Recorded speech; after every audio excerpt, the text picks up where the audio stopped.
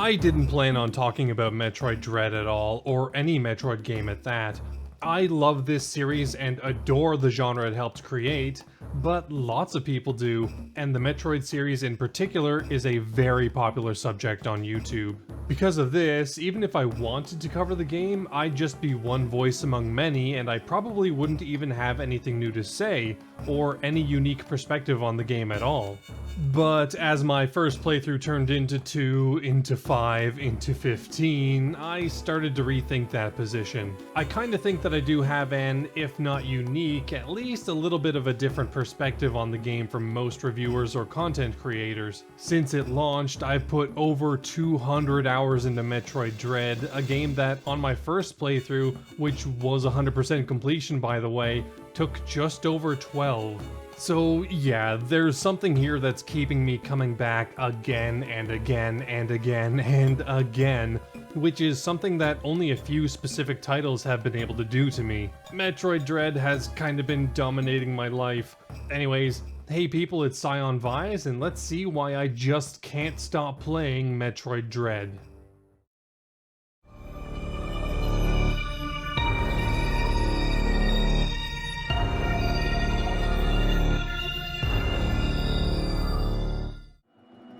First things first, it's just a miracle that this game even exists. I remember rumors of it going back over 15 years.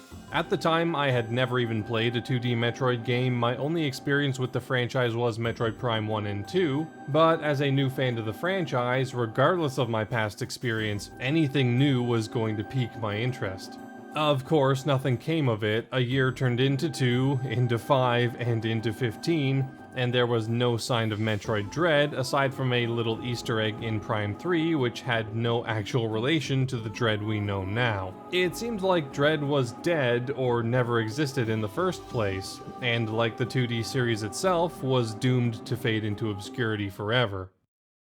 At least until 2017. The announcement that Metroid 2 was getting a remake by Spanish developer Mercury Steam, most well known for their work on the Castlevania Lord of Shadows series, blew my mind. 13 years had passed since the last proper 2D Metroid game, Zero Mission, and in that time, I'd become a fan clamoring for more, so just seeing it was amazing. Obviously, Samus Returns didn't directly hint at Dread, but the fact that there was a new 2D Metroid game at all was a big deal. It was the ever so slight hint that the Metroid series wasn't necessarily going to end with Fusion.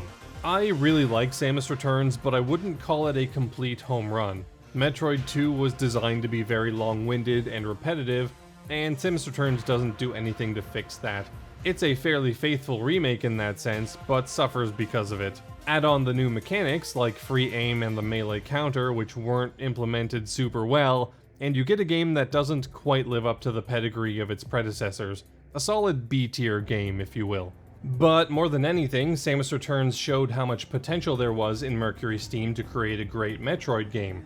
Yes, it had its flaws, but I would argue the majority of the problems with it were down to being a remake of Metroid 2, and how most of its new mechanics didn't exactly fit in that package. If they were given a chance to create their own Metroid game, put their own unique flair into it, and really flesh out the mechanics they wanted to include, it could be something genuinely great. Thankfully, they would get that chance. Almost exactly 4 years after Samus Returns' announcement, Nintendo's E3 presentation would blow my mind again. Seeing Metroid 5 in that trailer gave me goosebumps, and when the full title of Metroid Dread was revealed, I can't even really explain how crazy that was. A game going from being an ethereal internet rumor in 2005 to a game I have in my hands right now, have played, and know enough about to talk about in a video is a feeling I have a really hard time explaining. That being said, no matter how exciting a trailer was, I wasn't going to be preemptively calling it my game of the year or anything. While Samus Returns was good, its flaws were very apparent, and there was lingering doubt in my mind that this game wasn't going to live up to the hype, and was going to end up as a small footnote in a franchise of giants. I'm so glad I was wrong. Dread's title screen is pretty good, being pretty much what you'd expect from a Metroid game. There's some few extras and stuff here we'll talk about later, but let's not waste any more time and get straight into the game. Dread starts with a quick recap, mostly of events from the previous game, Fusion. I think this is fine and probably necessary considering most people who will play this game probably hadn't even been born when Fusion was released. For anyone who did play Fusion when it launched, I'm sorry to say this, but you're very old, and so am I. Samus's new mission for this game is one she hoped to never get. Apparently, the X-Parasites, the deadly shapeshifters that she fought on the BSL station, weren't all eradicated and are now propagating on the surface of the planet ZDR in most of the world. The Federation already sent some robots, EMMI, to search for the X but lost contact. Since Samus is the only living thing immune to the X thanks to her Metroid DNA, the Federation has contacted her to investigate. After the briefing, her ship's AI, Adam, calls Samus Lady, which is a nice callback to Fusion, and she departs on her mission. We next see Samus waking up on the ground deep within the planet's depths. Thankfully, we don't have to wait long to find out what happened, as we get an immediate flashback. She descended down an elevator where she was confronted by a lone Chozo warrior. This Chozo immediately hands out a beatdown, leaving Samus helpless. And there's our explanation for why Samus lost her powers in this game.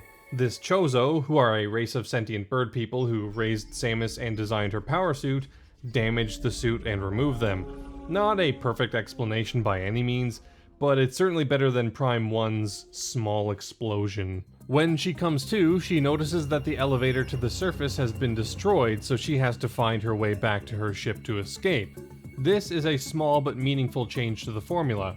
Samus usually starts on the surface and works her way down into a planet to achieve her goals. But by switching that around, it adds a whole new level of danger. Samus doesn't have her ship, which normally acts as a way to save your progress and recharge energy, so that's not possible here. Samus, and by extension the player, has to keep moving forward, has to keep trying to progress because there's no home base to rely on, only communication rooms that Samus can use to talk to Adam with. So here we are in a place called Artaria, and Samus is down to the basics. All she has in terms of firepower is her standard pea shooter and 15 missiles. Starting Samus out with what's effectively 3 missile tanks is an interesting decision, and one that I frankly completely agree with. In basically every game since Super, Samus will get 10 to 15 missiles within a few minutes of play anyways, so it's not really necessary to withhold them just for the sake of the upgrade. Or maybe she just downloaded a missile torrent on the way to the job. I want to point out that Samus Returns actually starts out with 25 missiles, but I literally forgot that because of how little I used missiles in the early game there. In terms of movement, this is where things start to get a little more interesting.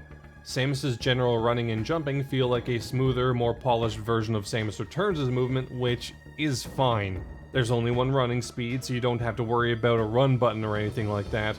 And while I do prefer the granular movement of Super, the game basically makes up for it with the jumping and other abilities. You have complete control over Samus's horizontal movement in a jump, and the flow is very similar to Fusion or Zero Mission.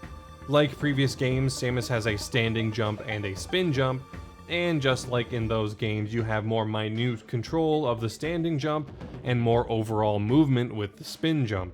It really feels great, and just moving around is a blast, especially transitioning into a spin jump mid-air to give more horizontal distance over a more vertical fall. But where things start to get even better are the new additions to Samus's moveset. First is a little vault Samus will do over small ledges. Funnily enough, this is a feature that first entered the series with AM2R, the Metroid 2 remake that Mercury Steam didn't do, but either way I'm happy it's here. It's not a huge addition, but it makes obstacles that used to require a small jump a little more convenient to deal with. The second addition is way more substantive. Now, Samus can do a slide from a run whenever you press the ZL button. This is such a cool addition for so many reasons. You can use it to get a bit of a speed boost off of ledges, you can use it to dodge enemies, and most importantly, Mercury Steam used it to change up the standard Metroid upgrade route. Morph Ball is pretty much always the first major upgrade Samus gets in any of her adventures, but adding the slide to let her get through small gaps allowed Mercury Steam to delay the Morph Ball upgrade far later in the game than in any other. Chances are you'll be upwards of 2 hours in before you even see it for the first time, and that's really cool. Speaking of upgrades, Mercury Steam did a fantastic job of keeping things fresh for the most part. Of course, there are the tried and true power-ups that Samus gets every time around, like Super Missiles and the Speed Booster, Samus Returns excluded of course, but there are some new ones here that make for some really nice additions. Cross Bombs is a nice bomb upgrade that adds new utility to bombs and allows for automatic bomb jumping, at least a bit. And Storm Missiles are straight up Seeker Missiles from Prime 2, and I'm always happy to see more Prime 2. Hashtag Prime2 Best Prime. I really love what they did with the Grapple Beam in particular here. Grapple Beam has always been a bit of a weird item, always being awkward to use and not particularly fun. Samus Returns' iteration was arguably the worst, and funnily enough, on the surface, it doesn't look like Dread changes much, but it made a few small, smart decisions that really turned it around. All standard grapple blocks crumble now, which is much better for exploration, albeit with the caveat that there are basically no grapple block puzzles anymore, not that I particularly miss them. But most importantly are these blue magnetic walls that are everywhere in Dread. They're mainly for the Spider Magnet ability, which lets Samus climb along walls and ceilings, but the Grapple Beam can also latch onto them, allowing for far quicker movement through some areas that would be fairly tedious to get through previously. They've even added more grappleable enemies, which was sorely underused in the melee counter-saturated Samus Returns. Of course, it's not perfect. I wish the swing grapple points were a bit easier to hit than they are, and I wish you could swing from the magnetic ceilings, allowing for Super Metroid-style grapple movement, but even without that, I think this is the best incarnation of the Grapple Beam. But what I love most about the upgrades is how Mercury Steam allows you to get things out of order, and not just allows it, but has consciously designed parts of the game around this sequence breaking. For instance, when you first play the game and fight Kraid, you will probably just fight him normally. I definitely did, and didn't think much of it otherwise. Returning to his chamber afterwards, you can reveal a Morph Ball cannon in a pretty precarious position that doesn't really seem to have any purpose normally. But Mercury Steam actually designed a few areas in Dairon to allow you to get the Grapple Beam early, which then allows you to get Morph Ball bombs before fighting Kraid. And if you were to say, on a second playthrough, do this and get the bombs early, you can then use them to entirely skip Kraid's second phase. This isn't the only boss that lets you do stuff like this either. Experiment Z57 is a really cool fight near the end of the game that, like Kraid, has a full final phase with more moves and different patterns and stuff like that. But the transition to this involves this move where a powerful wind blows Samus towards an obstacle. If you realize, hey, I can probably charge a Shine Spark here, and then hit him with it as the move ends, just like Kraid, you skip that entire final phase. It's cool that you can actually visualize these sequence breaks too. There's a mission log feature you can find in the extras menu. It lets you see what you've done and what you've accomplished, what items you've gotten, bosses you've beaten, stuff like that. More importantly, it lets you see the order in which you did it. When I saw this, I knew the game wasn't designed to be rigidly run in a single order. There'd be no point to this if the game was as rigidly structured as Fusion or Samus Returns, so it had to be more open. I wish there was a way to share this mission log with friends or online or something like that. I'd love to be able to compare my playthroughs with other people and see what we did differently.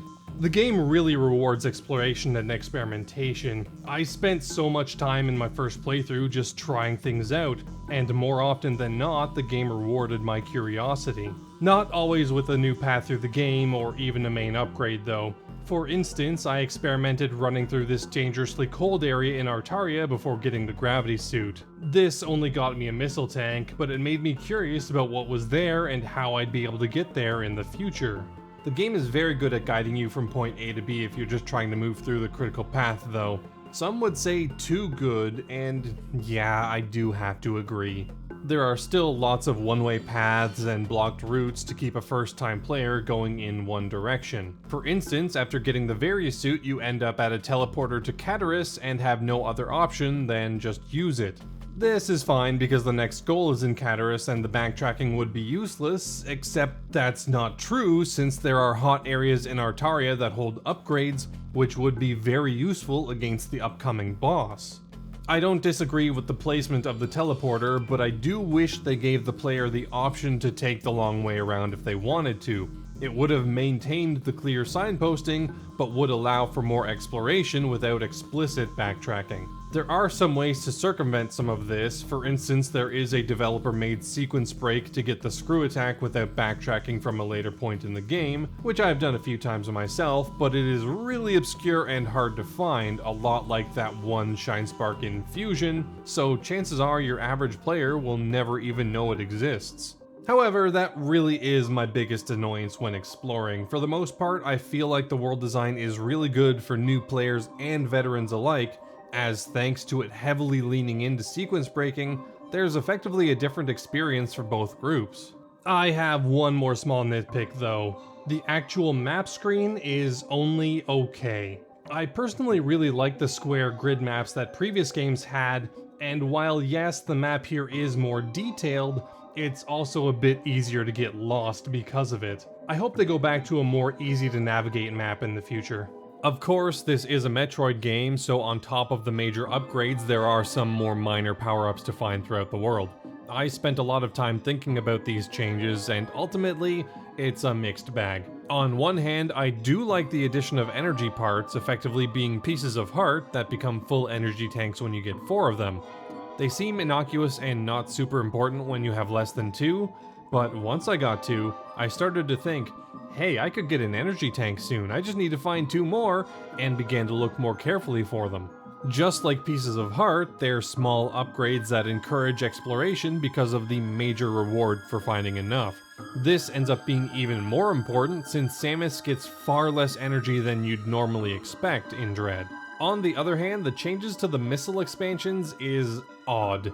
Instead of traditional expansions, which gave 5, there are 2 different types of expansion in Dread, giving 2 for the regular one and 10 for the rarer Missile Plus. I guess I understand the philosophy here. Dread's super missiles work like they did in Fusion, being an upgrade to missiles rather than a separate thing. So instead of being able to have separate expansion types, they decided to split missile expansions into 2 variants to change things up. But I don't think it had the intended effect.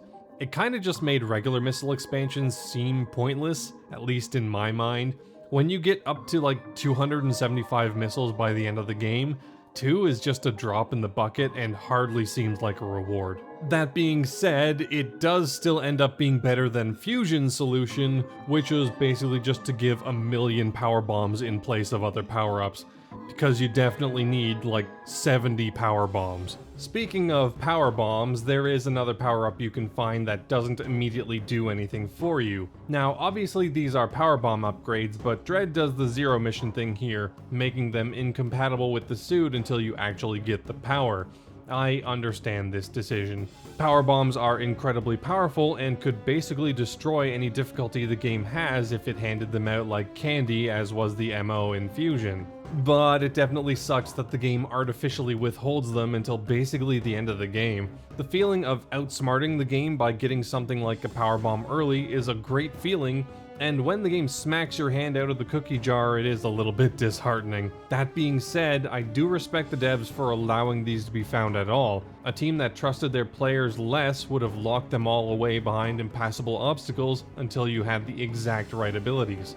There is one big issue that locking power bombs away causes though. There's something that many Metroidvanias struggle with, the Endgame Cleanup. Basically, the worlds are designed in a way that huge amounts of upgrades can only be accessed at the very end of the game. All of the Metroid games after Super do this to some degree, and Dread is no different. For the most part, you get the ability to find new upgrades as you go, and if you explore, you can constantly find new things, especially since there's so much globetrotting in this game. But power bombs are only unlocked in the final area a few short minutes before the final boss. Because of that, if you want to get 100% completion, you're going to have to do a victory lap of the entire world after you've effectively gotten to the end. This is a difficult problem to solve because, again, power bombs can break the game's difficulty curve as well as mess with exploration and other mechanics, but locking them away inherently makes exploration and collection a less organic experience. Thankfully for Dread, though, I can generally forgive a lot of this because searching for and finding these items is just so much fun. Like in many other aspects, Dread takes heavy influence from the Game Boy Advance games for its power-up placement and puzzles. The Shine Spark puzzles are one of my favorite things about this game. I've always liked Shine Spark puzzles, but was never really good enough at the games to solve them. I'm looking at you, Zero Mission, so Dread's changes to the speed booster really went a long way to making its puzzles more accessible and more creative at the same time. Speed Booster is now a toggle that you can activate while running rather than just happening, and you can keep your boost through wall jumps and slides, making Speed Booster chains way easier and way more visually impressive. Just look at this, it's so cool. Charging the Shine Spark is the same as the other games, holding down on the stick, but activating the spark, in my experience, is noticeably easier. You can use slopes to continue a boost from a spark, just like the GBA games, as well as being able to ball spark. You can actually even boost in downwards angles now, which wasn't possible before. Dread uses all of these new and returning functions to craft its Shine Spark puzzles. There are some Zero Mission-esque ones where you need to keep a charge through multiple rooms. There are some where you need to spark from a specific position that you have to figure out beforehand, a lot like many of Super's. But most importantly, Dread combines this with its new abilities to make some crazy puzzles, and you don't even have to solve them all the same way. Like this one in Ferenia. You can charge up the boost, place a cross bomb to get across the collapsing blocks, then quickly bomb and ball spark to get the power up. Or, if you've learned about how the new Shine Spark works, you can get the boost going, slide through all the blocks at crazy speed, then charge the spark on the other side, letting you bomb and ball spark much easier. That isn't an outlier either. Most of these speed booster puzzles have multiple different solutions, which is something I love because it's yet another way of player self-expression. If every puzzle only had one solution, it'd be a lot less interesting. I've seen so many solutions for these puzzles that I just had no idea was possible, but because of the breadth and versatility of the tools you're given, others can come across these solutions in a way that is natural and makes sense to them, and it's so interesting to see. But there is a possible downside to the breadth of tools that you're given. They all have to be controlled somehow, and the Switch's controllers only have so many buttons. Metroid Dread basically hits the limits of what can be done on these controllers. It uses all of the face buttons, all of the shoulder buttons, both stick buttons, and even the D-pad. However, I feel like it isn't entirely optimal. Despite the fact that Samus has full 360-degree aiming, the right stick isn't used for that at all, which admittedly does make sense if they were trying to keep the control scheme somewhat familiar to people who have played previous games. But I feel like if they really thought about it and attempted to revolutionize the control scheme by, say, mapping common inputs to the shoulders, they could have their cake and eat it too. A complex control scheme that you don't need grotesque spider crab hands to use. Or at least give us the ability to change our button mapping in-game. Come on, Nintendo, you did it back in 1994, how hard can it be in 2021? I personally got used to the controls and didn't really have a hard time with them, but if worse comes to worse, you can remap controls from the system itself. Next, I want to talk about the combat, so let's get into that. If you've played previous Metroid games before, you'll have a rough idea of how it works, but this is a sequel to Fusion, so it borrows more from that than any other. Samus has a similar combat upgrade path to Fusion, which I think really works here. Ice missiles, which were one of Fusion's worst upgrades, turn out to be actually pretty okay here. In Fusion, ice missiles were effectively a pure damage downgrade, as every enemy would end up taking at least one more missile to destroy. In Dread, it's been balanced out a bit, so some specific enemies freeze instantly, allowing you to use them as platforms, and others basically just end up taking more damage from them and can be easily destroyed with a melee attack once frozen. The Diffusion Beam is another great addition, this one actually coming from other Overhaul games. It gives Samus's charge beam a small explosion on contact, so you don't have to be quite as precise while shooting, which is a big help in a game that moves as fast as Dread does. The enemy designs are another huge step up from Samus Returns. In that game, pretty much every enemy was built around the parry mechanic, which did two things. First, it made shooting basically obsolete, aside from the enemies that needed the win button Aeon Beam. Why would you spend your time shooting or dodging attacks when you could just press the parry button and take every enemy out instantly? And second, it slowed the game to a crawl because in order to parry you had to be standing still. So while you're dealing with enemies in the most optimal, easy way, the game's movement and exploration heavily suffered. However, the parry mechanic got a huge overhaul in Dread. You can now parry while running, which is huge because you can do your parries whenever you want, and since you're not cemented in one place, the game's pace isn't stuck in the mud either. The parry timing is also much more lenient. In Samus Returns, the Q for a parry was at best a suggestion, which led to a lot of frustrating damage because the game effectively lied to you. In Dread, if the Q pops up and you parry, you're gonna land it. So not only does the parry feel better, but it's also more satisfying because the game is doing what you expect it to do. But more importantly, the amount of enemies that can be parried has been reduced. It's not like counterable enemies are rare or anything, and all of the main bosses have counterable moves that trigger really cool interactive cutscenes, but it's not over-centralizing anymore, and just moving the dial back a little bit made a huge difference. The fact that some enemies don't even pay attention to Samus and just do their own thing also helps make the world feel more real, which is something that's very important in a series like Metroid. There's one more addition that really rounds out the game's combat, and it comes from one of the most unlikely places, the Aeon Abilities. I was not looking forward to the return of Aeon Abilities when the game was announced, largely thanks to how Samus Returns handled them.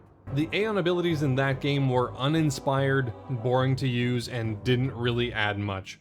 The only one that I thought was any good, note that has nothing to do with the ability's strength, was the Scan Pulse. It was an extension of the X-ray scope and let you see destructible blocks without having to shoot or bomb every single tile, and that was fine. Thankfully, that's the only one that came back, albeit with a few small changes. On top of that, it's entirely optional, so if you like just shooting every tile, then you're perfectly free to. The other new Aeon abilities are far more interesting. Phantom Cloak lets Samus go invisible for a short time so enemies won't attack her, and lets her bypass motion-locked gates.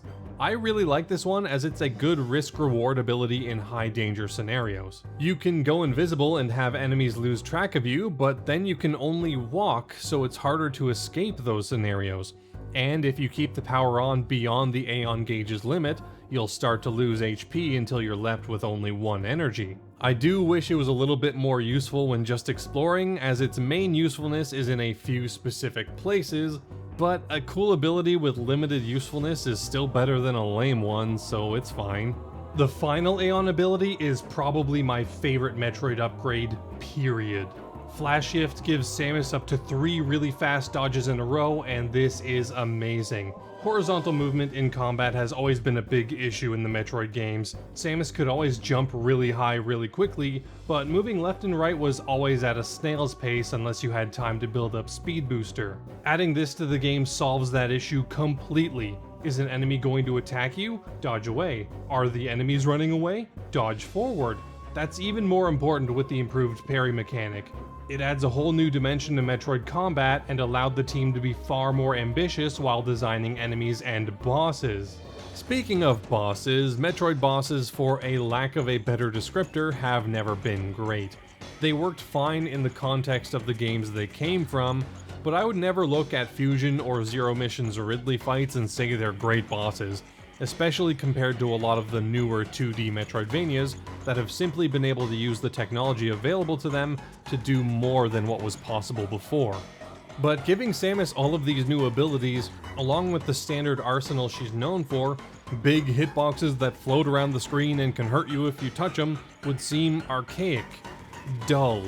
But if Mercury's team showed anything in Samus Returns, it's that they could create thrilling, interesting, modernized bosses that really fit well in the Metroid formula. And expanding on Samus's movement was the perfect way to counteract how strictly punishing those bosses can be, and were in Samus Returns.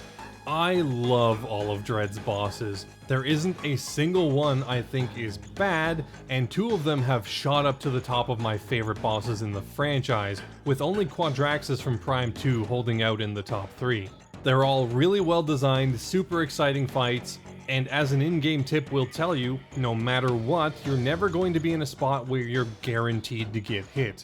Every move can be dodged, avoided, or countered, so success against them is truly a test of your skill. They never really felt like trial and error either, as while yes, they do hit really hard and can kill you in a few hits, moves are generally telegraphed well enough that even if you don't execute properly the first time, it's easy to understand what the boss is going for and how to avoid it next time.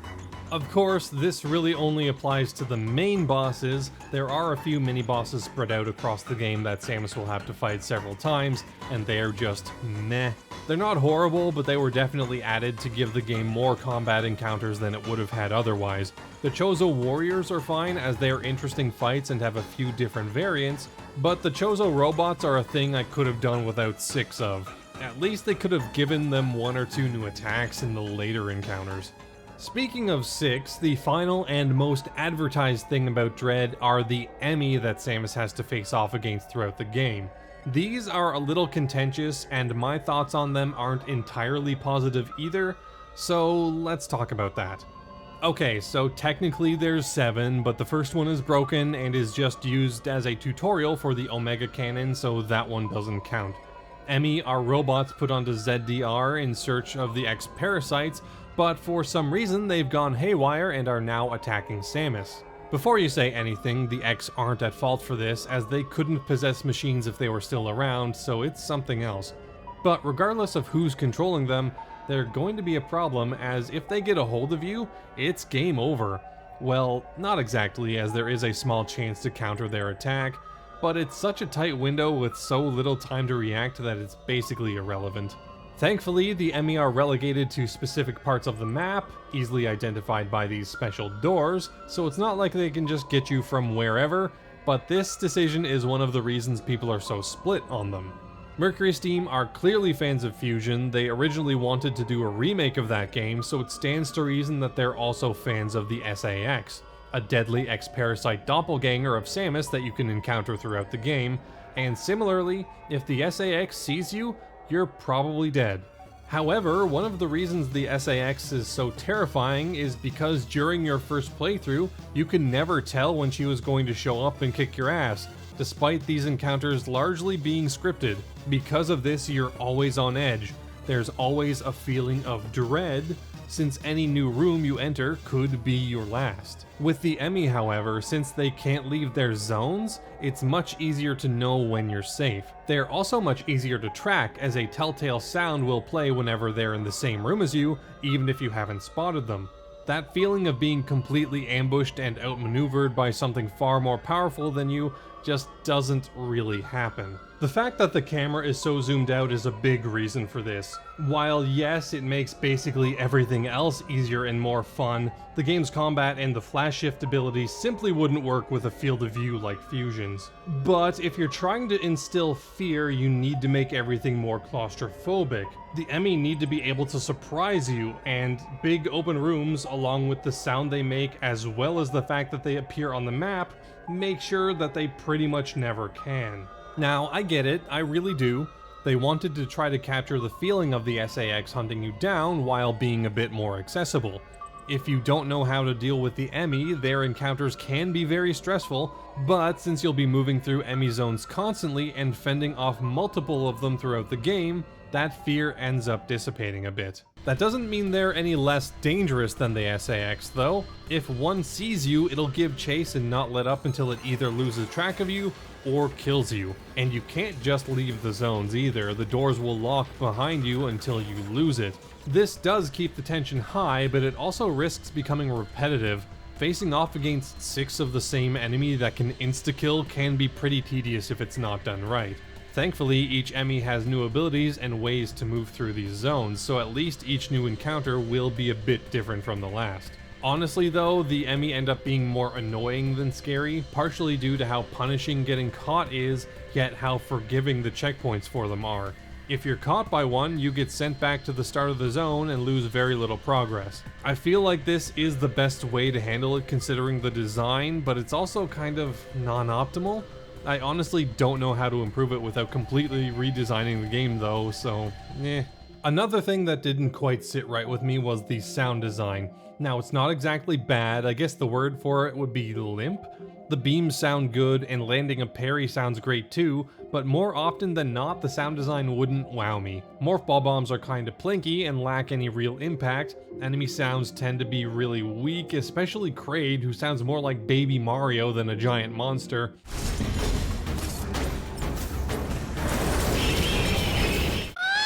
And pickup sounds are pretty generic. I may just miss Samus Returns' sound effects, which really just aped off of Prime. But that is a good thing, because Metroid Prime's audio was, and still is, incredible. Worst of all, though, the game's music is just almost entirely forgettable. Again, it's not bad, but in a series known for its great songs, not hearing many is disappointing. It all fits with each area or fight or whatever, but it lacks identity and, again, has very little impact. I feel like the composers went for a more ambient cinematic score rather than hard-hitting individual songs, but unlike a game like The Legend of Zelda Breath of the Wild, we can't get away with it here because Dread isn't going for a slower, more organic style of game design. Metroid has succeeded with this angle in the Prime series, but even then, the tracks there ended up being more memorable. Thankfully, the visual design definitely picks up some slack. I wouldn't say it's the best looking game on the Switch, or that it's even better than Super Metroid's impeccable 2D sprite art, because it really isn't. The atmosphere that Super, and to a lesser extent Fusion, create with their sprite art is really hard to top in 3D, without astronomical budgets and matching technology. But it looks great, and it's clear that Mercury Steam put a lot of effort into it. I think they did a great job of making each area look unique, and put so much detail into every room that there's always something interesting to look at, especially as you progress through the story, since things will change, hinting at future story beats or even upcoming bosses. I particularly adore Samus's design here. It's really slick, and I love the color scheme, especially how it changes as you get upgrades. Samus Returns still has my favorite designs in the series, but man, Mercury Steam just really nails the suit designs. Oh, and the cutscene direction is amazing. It's very clear that Mercury Steam has a particular idea for what Samus's character is, and how she'd act in any given situation. And as it happens, I'm pretty much on the same page, so it's great to see Samus go full badass, even more so than in Samus Returns, which was already a huge shift from her previous portrayal. The animation in general is incredible. It's so well done and so smooth that it's probably one of the reasons the game feels so nice to play. Add in the fact that the game runs at 60 frames per second, well, most of the time, and yeah, you get a game that really exemplifies how good, well-designed visuals can make a game more fun to play. However, it's, again, not perfect. My biggest complaint is with the EMMI zones. Despite each area looking unique, the EMMI zones, which take up a huge portion of most areas, all look basically identical.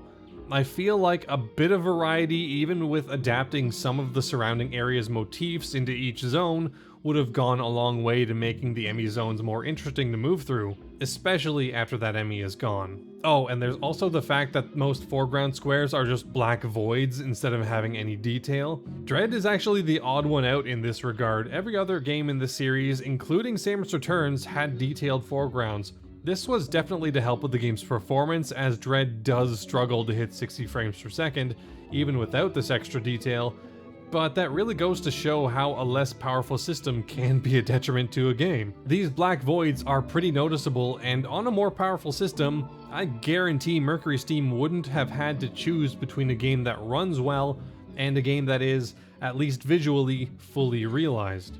And here's where we're going to shift back towards the game's story. Now, like most Metroid games, a vast majority of Dread's storytelling is done through environmental cues and subtext, but there's actually quite a bit of straight-up plot here too, at least compared to other games in the series.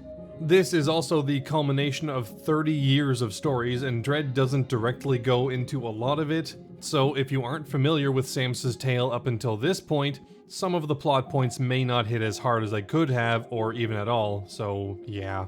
It's not like you can't enjoy Dread's plot without an encyclopedic knowledge of Metroid or anything, but there are definitely some things that will go over the heads of people who don't know a lot. But anyways, yeah, we're gonna go over the story, so if you want to skip it, there's the timestamp. That's your only warning. Let's go.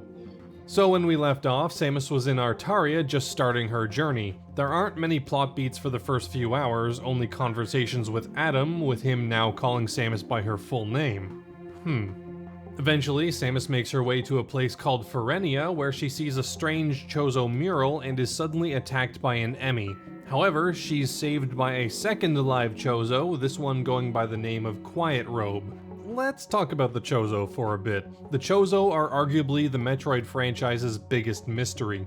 They're a race that have so much influence and have spread across the galaxy so much, having been on SR388, Zebes, Talon 4, Elysia, and ZDR at the very least, with their technology and artifacts being spread even further. They're even the creators of the Metroids themselves, but they're gone. What could have happened to the Chozo that an entire species, arguably the top dog in the galaxy, could have disappeared over the course of a human life? Because Samus was raised by them, so this is a really big question. Dread does actually answer that question, at least for the Chozo that lived on SR388 and ZDR. Quiet Robe gives Samus some more backstory on these specific Chozo's histories. The two tribes, Thoha and Makin, had very different priorities. The Thoha were very intelligent and peaceful, creating Metroids to quell the X, and planning on doing the same to the Metroids after the X was gone. The Makin, on the other hand, were more militaristic and wanted the power of the Metroids to use as weapons. This disagreement led to war, and the Thoha were all slaughtered except for Quiet Robe, who was spared to control the Metroids for Ravenbeak. While on SR388, one of Ravenbeak's soldiers was infected by X, and once back on ZDR, the X spread like wildfire. Ravenbeak was able to keep the X contained, but at the cost of his entire tribe. And that's led us to where we are now. With the Metroids gone at Samus's hand, the only way for Ravenbeak to use Metroids for his plans of domination is to get the last bit of Metroid DNA, which is now within Samus. So he's the one who took over the EMMI in order to extract that Metroid DNA. That raises another question. How did Ravenbeak know that Samus had Metroid DNA? She was infused with Chozo DNA as a child, so he would have known about that, but Samus was only given the Metroid vaccine by the Federation after being infected by the X. I would imagine that the Federation would want to keep their galactic bioweapon gene therapy a secret, so I'm just gonna chalk this up to the Federation being incompetent, but whatever. With the EMMI disabled, Samus is free to continue on her journey and attempt to confront Ravenbeak. But as she's about to leave, a robotic Chozo warrior shows up and kills Quiet Robe, leaving Samus alone and without any allies yet again. Eventually, Samus makes her way to Elune, which seems to be a huge vault for something. We don't have to wait long to see what's being held there, it's the X. Lots of them, and unfortunately there's nothing Samus can do to stop the flood. From this point on, all non-robotic enemies will now turn into X-Parasites once killed, instead of dropping standard energy or missile pickups, which is another great callback to Fusion. An X takes over Quiet Robe's body and reactivates the EMMI for some reason, so yeah, they're a threat again. From there, there's no real plot beats until the end of the game, just conversations with Adam about how much Samus sucks compared to Ravenbeak. Anyways, Samus reaches Iterash, the floating battleship that Ravenbeak is stationed in, and she speaks with Adam once more. But it's not Adam at all. Yeah, from the very beginning, the first communication room on ZDR, it's been Ravenbeak guiding Samus, which is a pretty good twist in and of itself, but he follows it up with a bombshell. Ravenbeak calls Samus his daughter. He's one of the Chozo that gave his DNA to her when she was a child, as well as the other Chozo from the Thoha tribe. That's important because Ravenbeak has been using ZDR as a challenge to unlock Samus's Metroid DNA, but the process had been slowed by her Thoha DNA. But enough talk, it's time for things to go down. The final boss is amazing, easily my favorite boss in the game, and as implied earlier, my favorite in the series. His attacks are so great, so varied, and hits so hard. What's really cool is that these moves were foreshadowed all the way back in the opening battle, when Samus was less prepared and more vulnerable.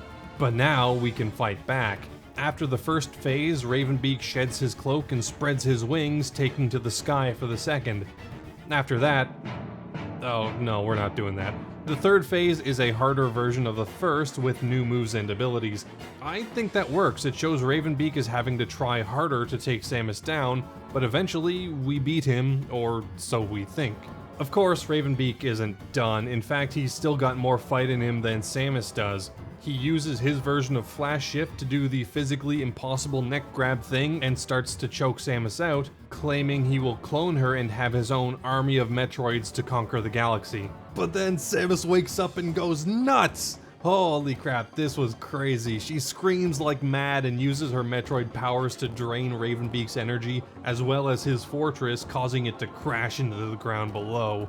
And here's where we get a good look at the new Metroid suit. It's such a stark difference from her previous suits, and it looks so cool. Honestly though, it didn't really remind me of a Metroid much at first. At least until I realized that it's much more in line with the Queen Metroid than the much more well-known larval form. This is probably not good news for Ravenbeak's plans, and it looks like his bad luck hasn't run out quite yet. An X-Parasite gets a hold of him, and he mutates into a grotesque Resident Evil-style amalgamation of himself and Kraid. How Kraid though? Well, the X have their ways. Kraid leaves a spike in his room after you defeat him, and if you return to that room after the X have been released, it's mysteriously gone. So chances are that X just managed to get Kraid's DNA that way. Samus easily dispatches the monstrosity with her new Hyper Beam, and the clock starts ticking because ZDR is about to blow. Why? I honestly have no idea. Maybe Ravenbeak triggered it or the crash did something, but either way, we've got to get out of here. This is a good escape sequence. It didn't blow my mind or anything, but it's fine. We get to shoot things with the big beam and even get a really cool shine spark if you think to do it. When Samus gets to her ship though, she's stranded. Her Metroid powers will only drain the ship of its power, so she's effectively doomed. But then Quiet Robe X shows up and is apparently on Samus's side? Aside from Quiet Robe X thinking Metroid Samus is far more of a threat than non-Metroid Samus, I really don't know why, but he lets her absorb him and his Thoha DNA reverses her transformation. With that, Samus is able to get away from the doomed world just in the nick of time. I thought this was a really good climax, at least for the most part. The revelation that Ravenbeak is effectively Samus's father is such a mind blow, and man, I'm so glad they pulled off the Adam twist so well. I didn't clue into it until it was revealed in my first playthrough, but looking back, it was so obvious. As soon as she leaves the ship, Adam's tone and priorities changed vastly, and the whole "oh, you can definitely not beat Ravenbeak, he's too cool" dialogue was a pretty big giveaway. At least in hindsight. For beating the game, you get some still images based on the time you took and the difficulty. You unlock hard mode after beating the game for the first time, and it's nice, even if it isn't my primary method of play. You also get some stills for completing the collection of each area, which is a nice little bonus, if nothing else. Now, I've been talking about the game from a perspective of a regular playthrough, like my first few, but if you've seen my channel just before this video, you'd know that I haven't just been playing it normally. I've been delving into a facet of games that I've been interested in, but very rarely actually attempted, that being speedrunning. Speedrunning has always been at the core of the Metroid series, and in fact, one of the reasons the franchise is as well known as it is today is because of speedrunning. But I never really caught the bug, at least with Metroid specifically. That changed with Dread, and I really think it's revolutionized my appreciation for the game and design. This game, and how the developers have treated it since release, is built for speedrunning. The snappy movement, the slide, the running parry, flash shift, they all help make trying to get from A to B as fast as possible so much fun. It's all so tightly designed that I almost never feel like I have to fight against the controls to do what I want.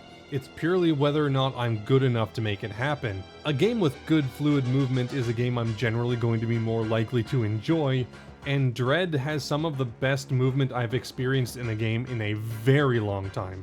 But it's not just the game feel that makes Dread good for speedrunning. Just like Super Metroid, a few specific glitches have been left in the game that speedrunners can make use of. These are not things that just pass through QA unnoticed. Through their patching, the devs have implicitly stated that the glitches that have been left in the game are ones they know about and are happy with existing. I like these glitches not because they completely break the game, you're not going to see any 5-minute Metroid Dread speedruns anytime soon, but because they add even more depth and variety to the game. The way I've been playing Dread is vastly different from how I did in my first through playthroughs, which is a facet of this genre that not even a lot of Metroids have pulled off. Through this speedrunning, I've become far more intimately familiar with the game's map and mechanics than I have with almost any other.